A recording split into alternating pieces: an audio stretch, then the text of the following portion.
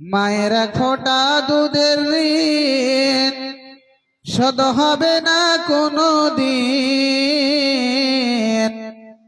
জন্ম যন্ত্রে করলে সাধনা, দয়াপতি দরদিনী মা আমার মা, দয়াপতি দরদিনী মা। মায়ের এক ফোঁটা দুধের ঋণ শোধ হবে না কোনো দিন। মায়ের এক ফোঁটা দুধের ঋণ শোধ হবে না কোনো দিন।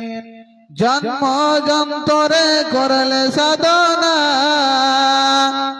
দয়াপতি দরদিনী মা আমার মা, দয়াপতি দরদিনী মা মা।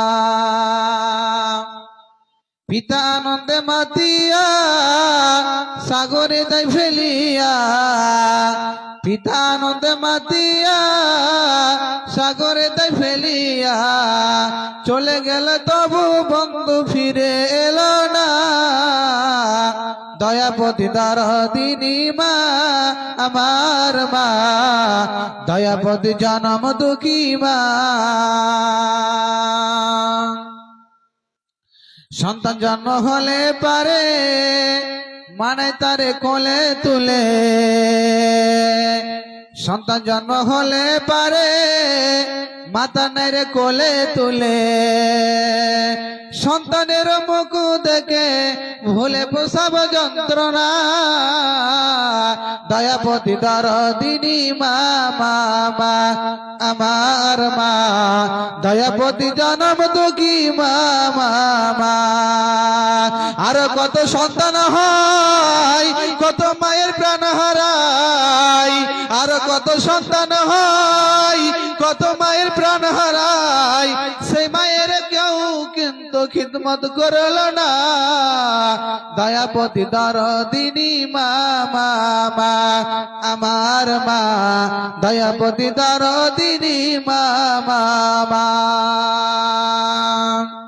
মায়ের এক ফোঁটা দুধের ঋণ শোধ হবে না কোনো দিন। মায়ের এক ফোঁটা দুধের ঋণ শোধ হবে না কোনো দিন।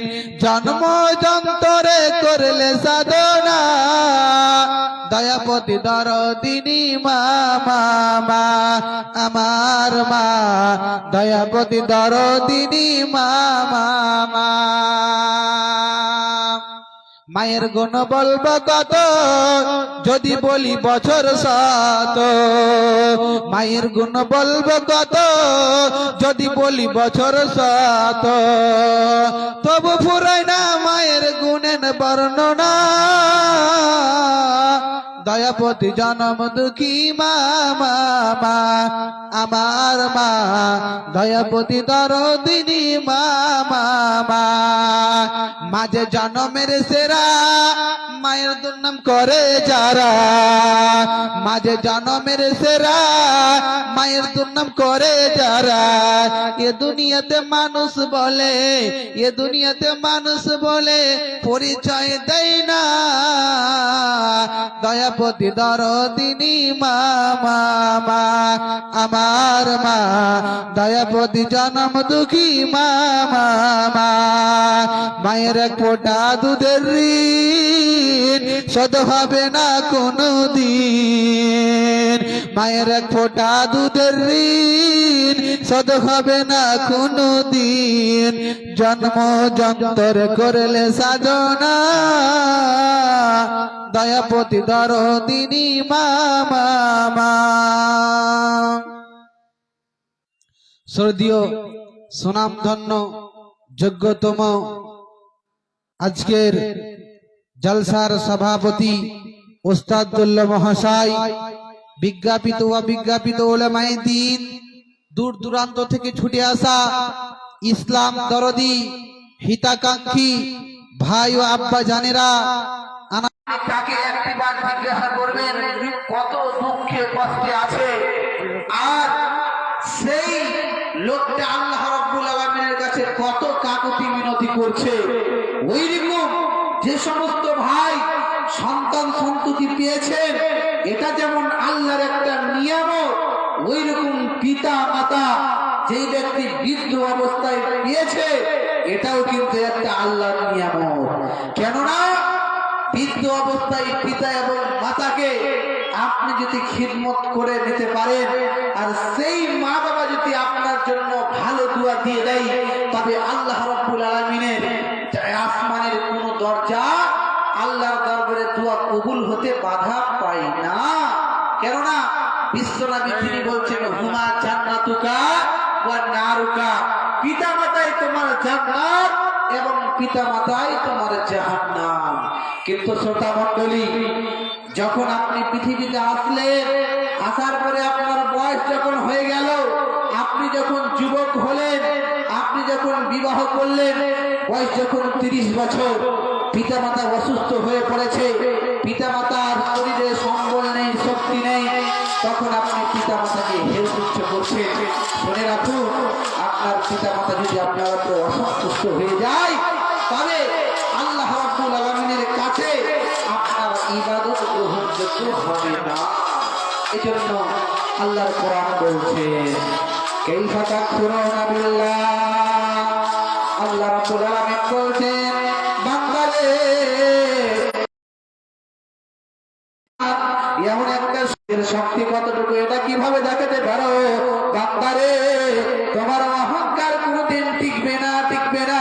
তোমাকে আমার কাছে ফিরে আসতে হবে এবং ফিরে এসে তোমার জীবনের পুঙ্খানুপুঙ্খ হিসাব আমাকে তোমাকে দিতে হবে। কেননা আল্লাহ রাব্বুল আলামিন বলছেন, মানুষ হালা তাআলাল ইনসানি হিনুন মিনাদ দাহরি লাম ইয়াকুন শাইয়্যান মাযকুরা। আল্লাহ বলছেন, মানুষ তোমার এমন একটা সময় ছিল যেদিন তোমার আমি আল্লাহ রাব্বুল আলামিন তোমাকে সৃষ্টি করেছি। এবার আমি আল্লাহ রাব্বুল আলামিন তোমাকে কেমন করে সৃষ্টি করেছি শুনে নাও, শুনে নাও। আল্লাহ রাব্বুল আলামিন বলছেন, ফাইন্না খালাকাকুম মিন তুরাবিন সুম্মা মিন নুতফাতিন সুম্মা মিন আলাকাতিন সুম্মা মিন মুদগা।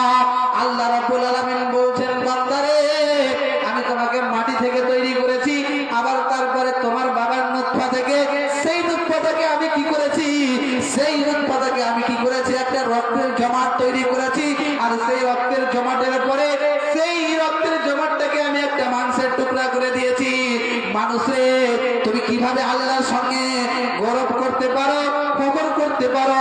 আবার আল্লাহ রাব্বুল আলামিন বলছেন, বান্দারে, তোমার মায়ের পেটে তোমাকে যখন আমি সৃষ্টি করলাম, বান্দা শুনে রাখো, ফি কারারিম মাকিন, এমন একটা জায়গায় তোমাকে সুরক্ষিত করে রেখেছিলাম, যেই জায়গায় দুনিয়ার কোনো আবহাওয়া প্রবেশ করবে না, কোন দুনিয়ার কোন রকমের রোগ জীবাণু সেখানে প্রবেশ করতে পারবে না। এরকম করে আল্লাহ বলছেন, সুম্মা কারারিম মাকিন, আমি তোমাকে সেইখানে সুন্দর করে গচ্ছিত করে রেখেছি। সুতরাং তাই নয়, আল্লাহ বলছেন, বান্দা শুনে রাখো, তোমাকে আমি সেই জায়গায় কি করেছি, সেই জায়গায় তোমাকে আমি রেখেছি, যাতে করে পৃথিবীর কোন রকমের অসুখ সেখানে প্রবেশ না করতে পারে। আবার আল্লাহ রাব্বুল আলামিন বলছেন, বান্দা শুনে নাও, শুনে নাও, ভালো করে জেনে নাও, বান্দারে, যেদিন তোমার মায়ের পেটে, যেদিন মায়ের পেটে 4 মাস হয়ে গেল, সেদিন আল্লাহ রাব্বুল আলামিন তোমার আত্মায় রূহ ফুঁকে দিলেন, তোমাকে সুন্দর একটা সাকাল দিলেন। কিন্তু বান্দারে, সুতরাং যখন মায়ের পেটে তোমার রূহ দেওয়া হলো, তোমার খাবারের প্রয়োজন ছিল বান্দা, কিন্তু কি করেছি, পৃথিবীর কোন ডাক্তার, কবিরাজ, পৃথিবীর কোন চিকিৎসা সাবজেক্ট বৈজ্ঞানিক তোমার মায়ের পেটে খাবার পৌঁছাতে পারে না। কিন্তু আমি বান্দারে, তোমাকে যখন আমি রূহ দিলাম, সেই সময় কি করেছি, সঙ্গে সঙ্গে তোমার যখন খাবারের প্রয়োজন হলো, কেননা তুমি মায়ের পেটে না খেতে পেলে তুমি বড় হবে না, তুমি 4 মাসেরই থেকে যাবে, ছোট্ট বাচ্চা হয়ে থেকে যাবে। ওজন্য আল্লাহ বলছেন, বান্দারে, আমি কি করেছি, তোমার মায়ের মেন্সকে বন্ধ করে দিয়ে তোমার নাভির সঙ্গে তোমার মায়ের মেন্সের কানেকশন করে দিয়েছি। সেই মেন্সটা হচ্ছে খারাপ, তোমার মুখে লাগাইনি, এই জন্য তুমি পৃথিবীতে এসে এই পবিত্র মুখ দিয়ে তুমি আল্লাহর কালাম পাঠ করবে। এজন্য বান্দা, তোমার আমি সেই মুখের মধ্যে খারাপ সুরক্ষিত করে রেখেছি, তোমার মায়ের মেজকে বন্ধ করে দিয়ে, তোমার নাভির সঙ্গে কানেকশন করে দিয়ে তোমার আমি খাবারের ব্যবস্থা করে দিয়েছি। কিন্তু বান্দা শুনি না, এটা আমি কি করে দিয়েছি, তোমার জন্য এটুকু করেছি। কিন্তু বান্দা শুনি না, যেদিন তোমার 4 মাস তোমার মায়ের পেটে বাস হয়ে গিয়েছিল, আস্তে আস্তে যখন তুমি বড় হতে লাগলে, 5 মাস হলে 6 মাস হলে তোমার মায়ের পেটের বেদনা, তোমার মায়ের যন্ত্রণা বেড়ে গেল। হায়রে তোমার মা, হায়রে মা জননী, যখন যেদিন তুমি আস্তে আস্তে বড় হলে, তোমার মা এত পেটের বেদনায় ছটফট ছটফট করে কান্না করতো। রাতের বেলায় যখন তুমি লাথি মেরেছ, তোমার মা ঘুমাতে পারেনি। যখন ঘুমাতে পারেনি, মা হিলাম দিয়ে, কোন সময় চেড়ে বসে, কোন সময় খাটে হিলাম দিয়ে রাত্রিকে অতিবাহিত করে দিয়েছে। কিন্তু বান্দারে শুধু তাই নয়, সকালবেলায় যখন সংসারের জন্য বসেছে, সারাদিনের পরে খাওয়ার মুখে উঠাতে গিয়েছে, তুমি পেটের মধ্যে লাথি মেরেছ, সঙ্গে সঙ্গে মায়ের যন্ত্রণা উঠে গেছে। মা ছটফট করতে করতে করতে করতে খাবারের প্লেটটাকে রেখে দিয়ে আবার মা সারাদিনের মতো আহারে থেকেছে।